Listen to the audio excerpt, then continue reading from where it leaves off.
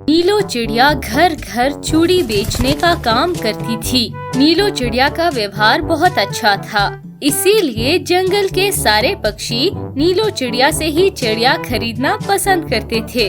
अरे अरे नीलो चिड़िया, मेरी पत्नी के लिए वो हरी चूड़ियाँ तो देना। अरे मिट्ठू भाई, आपका तो रंग भी हरा होता है, तो हरी चूड़िया आप पर जचेंगी नहीं। आप ये लाल और पीली चूड़िया खरीद ले। अरे ये तो मैंने सोचा ही नहीं। अच्छा हुआ जो आपने मुझे ये बता दिया। फिर मिट्ठू तोता चूड़ी खरीद कर वहाँ से चला जाता है। शाम होने तक नीलो चिड़िया की सारी चूड़ियाँ बिक जाती हैं और वे अपने घर चली जाती हैं। करवा चौथ का त्योहार आने वाला है, मेरी चूड़ियाँ हर बार कम पड़ जाती है, क्यों ना इस बार मैं ढेर सारी चूड़ियाँ बनाकर रख दूं। परंतु मेरी जगह पर कौन चूड़ियाँ बेचेगा फिर? ऐसा सोचकर नीलो चिड़िया चूड़ियाँ बनाने लगती है और उन्हें अगली सुबह बेचने के लिए चली जाती है। और तभी उसे कालू कौवा नजर आता है। अरे छोटी चिड़िया, मेरा मजाक मत उड़ाओ, मैं बहुत जल्दी कोई ना कोई काम ढूंढ लूँगा। अरे नहीं नहीं कालू भैया, मेरा वो मतलब नहीं था, मैं तो बस ऐसे ही पूछ रही थी कि आपके पास कोई काम धंधा है या नहीं। अरे नहीं नहीं, अभी तो मेरे पास कोई काम नहीं है। अगर आप मुझे कोई काम दिला दे तो आपकी बहुत ज्यादा मदद होगी।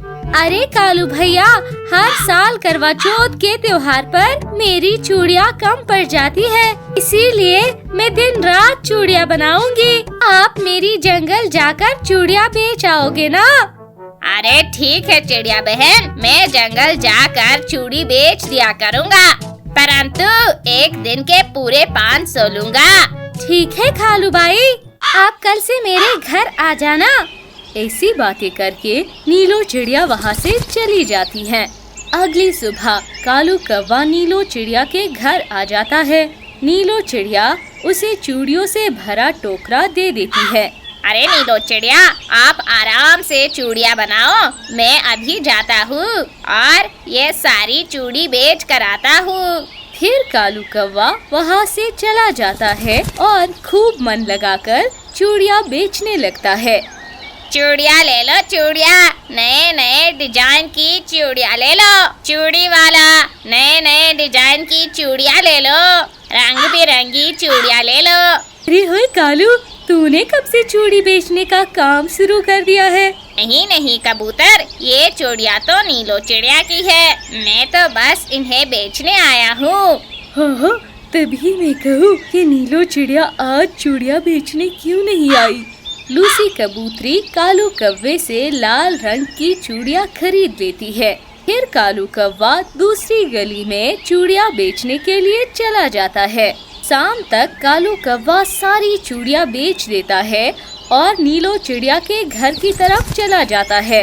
अरे वाह कालू भाई, आपने तो आज के पहले ही दिन सारी चूड़ियाँ बेच दी। ये लो आपके 500 रुपए। ठीक है नीलो, अब मैं अपने घर को चलता हूँ, कल सुबह मैं आ जाऊँगा। फिर कालू कौवा अपने घर को चला जाता है और 500 का नोट अपनी पत्नी गोरी कौवी को दे देता है। अरे कालू कौवे, आपको ये 500 रुपए का नोट कहाँ से मिला? फिर कालू कौवा गोरी कौवी को सारी बात बता देता है। अरे गोरी जी, नीलो चिड़िया ने मुझे काम पे रख लिया है और वह मुझे हर दिन के 500 रुपए देगी। अरे क्या कहा कालू जी, आप नीलो की चूड़ियाँ बेचते हो? मेरे पास एक आइडिया है जिससे आपकी एक 500 की नोट की जगह कई 500 के नोट कमेंगे। फिर गोरी कौवी कालू कौवे को अपना आइडिया बताती है और फिर वो दोनों सो जाते हैं। अगले दिन कालू कौवा बिल्कुल वैसा ही करता है। वो अपनी चूड़ियों की टोकरी लेकर एक सुनसान सी जगह पर बैठ जाता है और एक भी चूड़ियाँ नहीं बेचता। अब आएगा शाम को मजा, जब चिड़िया को पता चलेगा कि उसकी एक भी चूड़ी नहीं बिकी।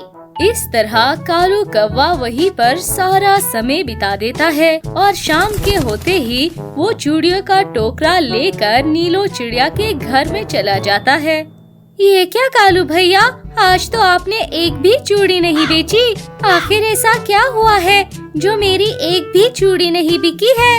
अरे चिड़िया बहन, अब हमारे जंगल में कई और पक्षी चूड़ियाँ बेचने के लिए आए हैं और वह सस्ते दामों में चूड़ियाँ बेच रहे हैं, इसीलिए किसी ने भी मुझसे चूड़ियाँ नहीं खरीदी। ये सुनकर चिड़िया दुखी मन से कालू कौवे से कहती है, कोई बात नहीं कालू भैया, कल से आप भी और पक्षियों के रेट से ही चूड़ियाँ बेचना। ये सोचकर कालू कौवा बहुत खुश हो जाता है और वो मन ही मन सोचने लगता है, वाह, गौरी का आइडिया तो एकदम काम कर गया। अब तो मेरी कल से भल्ले ही भल्ले होगी। फिर कालू कौवा अगले दिन चूड़ी बेचने के लिए बाजार जाता है और कई पक्षी कालू कौवे को देखकर उसे घेर लेते हैं।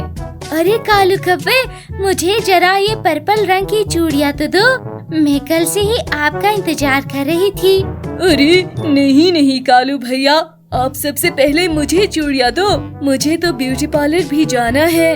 ऐसे ही उन दोनों पक्षियों में झगड़ा हो जाता है और कालू कौवा मन ही मन सोचने लगता है, अरे अगर चूड़ियों के दाम ज्यादा कर दिए जाए तो भी सारी चूड़ियाँ आराम से बिक जाएंगी। ठीक है, मैं आप सभी को जल्दी जल्दी चूड़ियाँ देता हूँ, परंतु अब चूड़ियों के दाम पहले से ज्यादा हो गए हैं। अब जिसे भी चूड़ी खरीदनी है वो मुझे बताए, मैं जल्दी से पैक कर देता हूँ। ठीक है कालू भैया, आप मुझे 2 दर्जन चूड़ियाँ दो और ये लो आपके पैसे।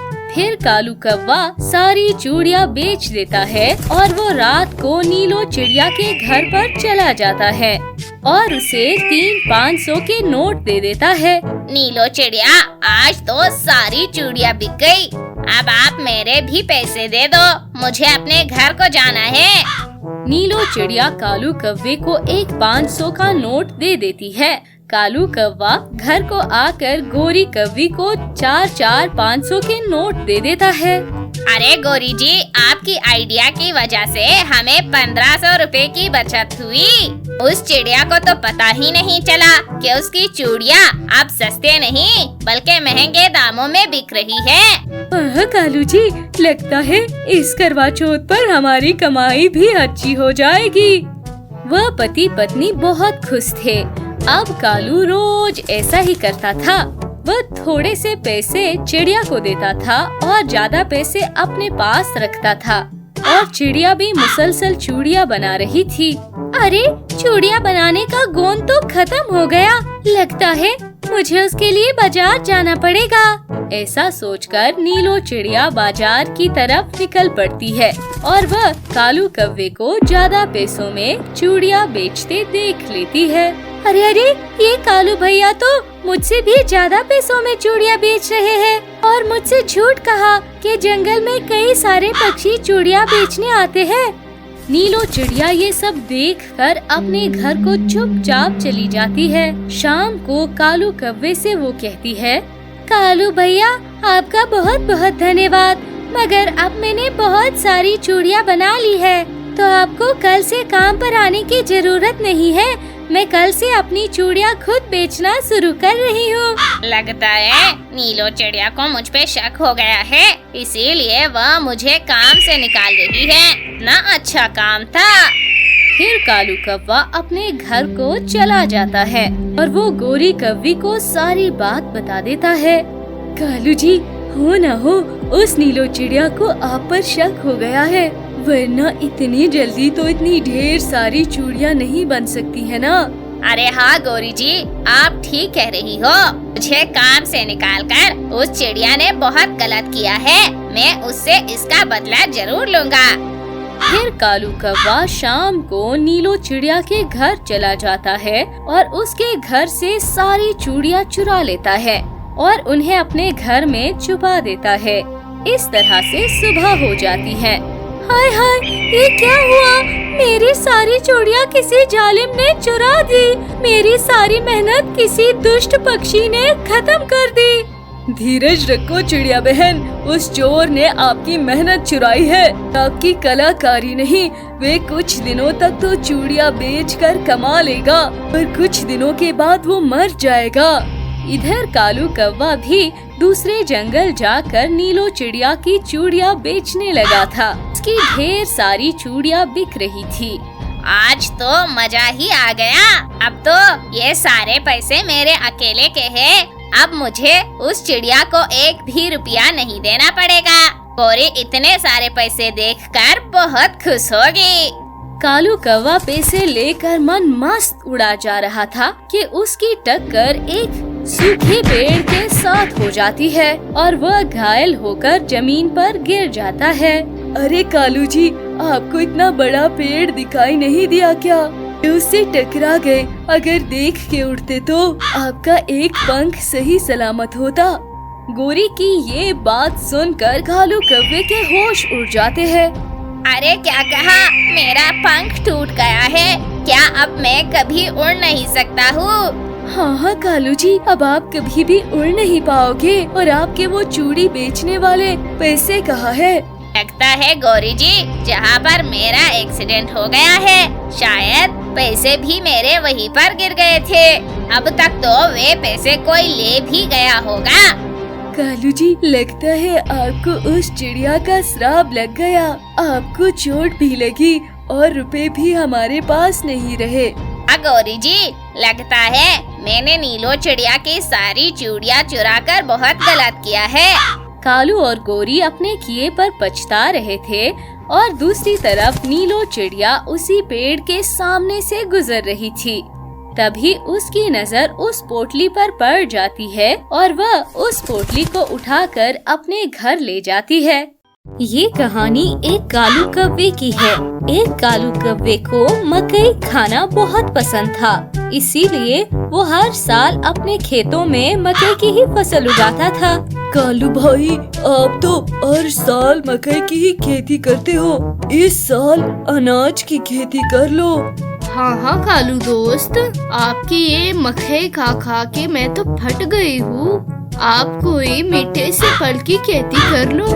अरे आप दोनों चुप हो जाइए। मैं जब छोटा सा था तब से यही सोचता आया हूँ कि खेती करूँगा तो सिर्फ मकई की, वरना नहीं। अरे कालू भैया, ऐसा भी क्या मिलता है आपको इस मकई की खेती से? ये कोई ज्यादा महंगी तो होती नहीं है और आधी फसल तो वैसे ही खराब हो जाती है।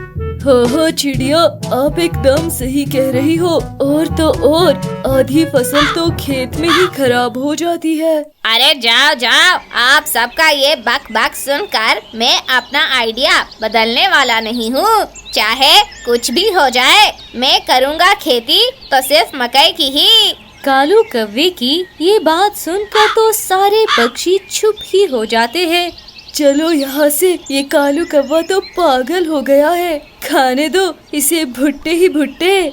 ऐसे बातें करके कालू कौवे को अकेला छोड़ के सारे पक्षी वहाँ से चले जाते हैं और वे आपस में बातें करते हैं। दोस्तों, कुछ भी हो जाए, परंतु इस बार हम कालू भाई को मकई की खेती नहीं होने देंगे। अरे नहीं चिड़िया बहन, जो करना है आप ही करो। हमें क्या लेना उस कालू कौवे से? अगर वो मकई की खेती करता है तो उसे करने दो। अरे मिट्ठू भाई, कालू कौवा मकई का काश्त कर करके उसका आदी हो गया है। वह भूल गया है कि हमें मौसम के साथ बदल बदल कर खेती करनी चाहिए। आप सही कह रही हो चिड़िया, हमें कालू कौवे का मन बदलना होगा ताकि वो बदलते मौसम के साथ खेती करे। ठीक है दोस्तों, मैं भी आप लोगों के साथ हूँ, परंतु हम कालू कौवे को मकई की काश्त करने से कैसे रोकेंगे? अरे मेरे पास एक उपाय है जिससे कालू कौवा मकई के बीज अपने खेत में उगा ही नहीं पाएगा। फिर टुनी चिड़िया तोते और कबूतर को अपना सारा प्लान समझा देती है। हाँ चिड़िया, ये आइडिया जरूर काम करेगा, परंतु सबसे पहले मैं कालू के घर जाऊंगा। ठीक है मिट्ठू तोते, आप चले जाना सबसे पहले कालू कौवे के घर। चलो दोस्तों, ठीक है, मिलते हैं अगली सुबह। ये सब बातें करके वो सब अपने अपने घर को चले जाते हैं। अगली सुबह वो तीनों फिर से उसी जगह पर मिलते हैं। अरे दोस्तों, मैं कैसा लग रहा हूँ? एकदम सूखा बूढ़ा लग रहा है रे तू। अब तू जा कालू के घर और भीख मांग के लेके आ। अरे जाता हूँ। आप दोनों भी तैयार रहना मेरे कालू के घर जाने के बाद। ये सारे मकई के बीज खत्म जो करने हैं। ऐसा कहकर मिट्ठू तोता कालू कौवे के घर चला जाता है। बेटा, साधु को कुछ खाने को दो, थारे बाबा को बहुत भूख लगी है। अरे साधु जी, आप क्या खाना पसंद करोगे? अरे बेटा, मैंने सुना है कि तुम मकई की खेती करता है, तो उन्हीं में से कुछ मकई मुझे दे दो। फिर कालू कौवा तोते को मकई के बीज दे देता है और मिट्ठू तोता मकई के बीज लेकर चिड़िया और कबूतर के पास आ जाता है। लो रे, ले आया। अरे कालू के बीजों में से कितने सारे मकई के बीज ले आया। अब मेरी बारी है। अब मैं जाता हूँ और देखना मैं कितने सारे मकई के बीज लेकर आता हूँ। फिर कबूतर भी कालू कौवे के घर के तरफ चला जाता है और वे जोर जोर से बोलता है, हे धनी पक्षी, तेरे द्वार पर बाबा खड़े हैं। बाबा को कुछ खाने को दो, बाबा बहुत भूखे हैं। अरे बाबा जी प्रणाम, मैं अभी आपके लिए ताजे ताजे फल लाता हूँ। अरे मूर्ख बालक, बाबा कोई फल नहीं खाते। बाबा तो बस मकई के उभरे हुए दाने खाते हैं।